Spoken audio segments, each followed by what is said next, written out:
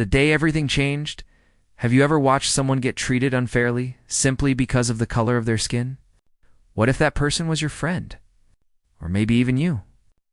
This is the story of a young man who faced racism in the most ordinary place on the most ordinary day, and how that single day changed everything. It was a warm Saturday afternoon in a small American town. The streets were alive with the sounds of kids riding bicycles, the low hum of lawnmowers, and neighbors chatting on their porches. Families bustled in and out of the local grocery store, picking up food for the weekend. Inside the store, Jamal, a 19-year-old college student, walked through the automatic doors with his backpack slung casually over his shoulder. Jamal was tall, soft-spoken, and always polite. He came from a hard-working family. His mother worked long shifts as a nurse. His father spent his days repairing cars as a mechanic. Jamal wasn't thinking about anything serious that day. He wasn't weighed down by exams or bills. He just needed to pick up a few simple groceries, bread, milk, and some snacks. As he walked down the aisle, he nodded politely to the familiar faces he saw. "Hey, Mr. Wilson," he greeted the elderly man from his neighborhood. Mr. Wilson smiled warmly. "How you doing, Jamal? Studying hard, son?" Jamal chuckled. "Yes, sir. Trying my best." Moments like these always reminded Jamal that not everyone saw him as different. Not everyone saw him as less, but then came the moments that cut deep. Moments that reminded him that prejudice was always just around the corner. As Jamal turned into another aisle, a middle-aged white woman clutched her purse tightly against her chest. She leaned down, whispered something to her young daughter, and then gave Jamal a long, suspicious stare. Jamal noticed it. He had noticed it 1,000 times before. He wanted to shake it off, tell himself it was nothing, but he knew better. He knew exactly what it meant. Still, he chose not to say anything. He simply carried on, gathering his groceries.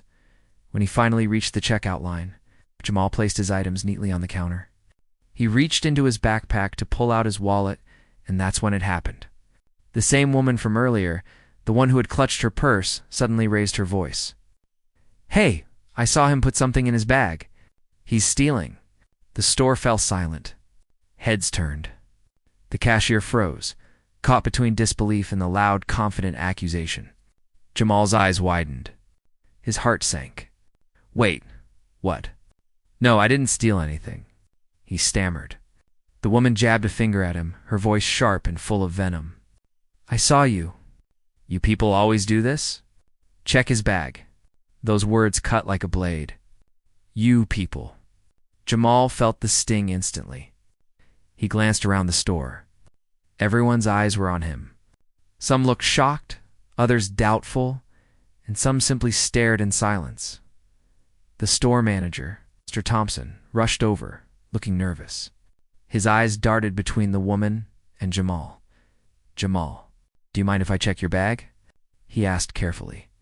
Jamal felt heat rising in his chest. His stomach twisted into knots.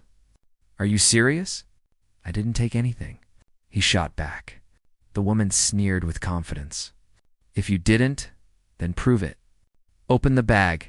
Jamal's voice cracked with anger and humiliation. "Why me? You didn't see anything. You're just saying that because of my skin color?" The tension in the store was so thick, you could hear the hum of the refrigerators in the background. Finally, with trembling hands, Jamal unzipped his backpack. Inside were only his textbooks, a notebook, and his wallet. Nothing more. Nothing stolen. The silence that followed was suffocating. People shifted awkwardly, looking away. The woman's face turned red, but instead of apologizing, she muttered, "Well, maybe he put it back before anyone noticed." Jamal's chest burned with humiliation. He blinked hard, fighting the tears that threatened to spill. "This is what you think of me? Just because I'm black?" he said, his voice heavy with hurt. He turned to the manager, his eyes searching for some sign of trust, some sign of fairness. "I come here every week. My family shops here. And this is how you treat me?" That night, Jamal sat at the kitchen table with his mom. His head was buried in his hands. "I'm so tired, Ma. No matter what I do, people see me as a thief, a criminal, something less than human." His mother reached across the table, holding his hand tightly. Her voice was calm but firm. "Baby, don't you let them break you. We've been through worse, and we're still standing. The truth always comes out." But Jamal felt heavy, as if the world had placed its weight directly on his shoulders.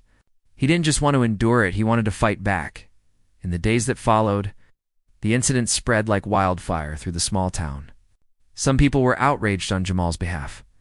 His best friend Ethan, who was white, defended him fiercely on social media. "Jamal is one of the most honest people I know," he wrote. "What happened to him is pure racism." But others stayed quiet. A few whispered doubts, things like, "Well, you never know. Maybe she was right."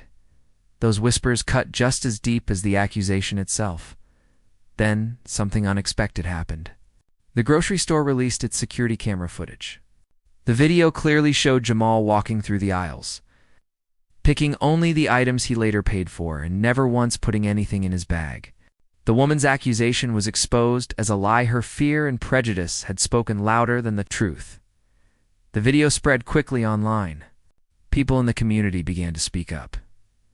"Mr. Wilson," the elderly neighbor posted, "I've known Jamal since he was a child. Shame on anyone who believes lies just because of skin color." The cashier from that day also came forward, admitting, "I was there. Jamal didn't steal anything. He was treated unfairly." As for the woman, she tried to defend herself, but the more she spoke, the worse it sounded. Her words, "You people always do this," were replayed over and over again in the video.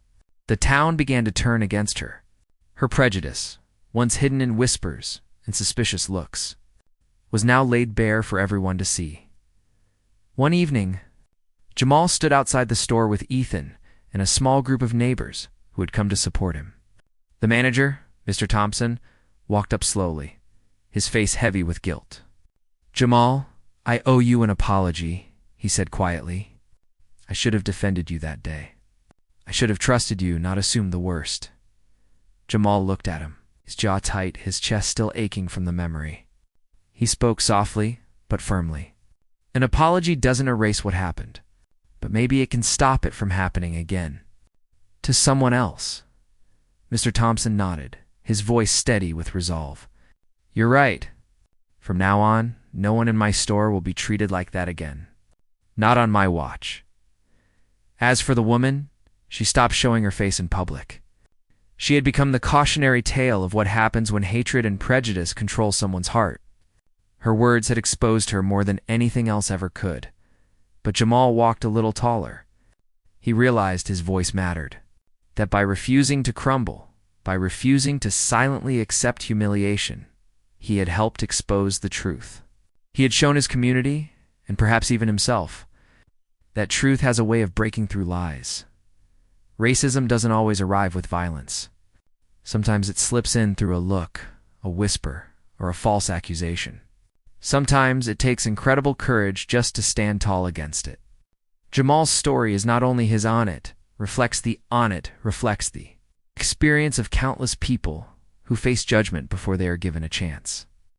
But if his story teaches us anything, it's this: truth has power, and hate, no matter how loud, will never win in the end.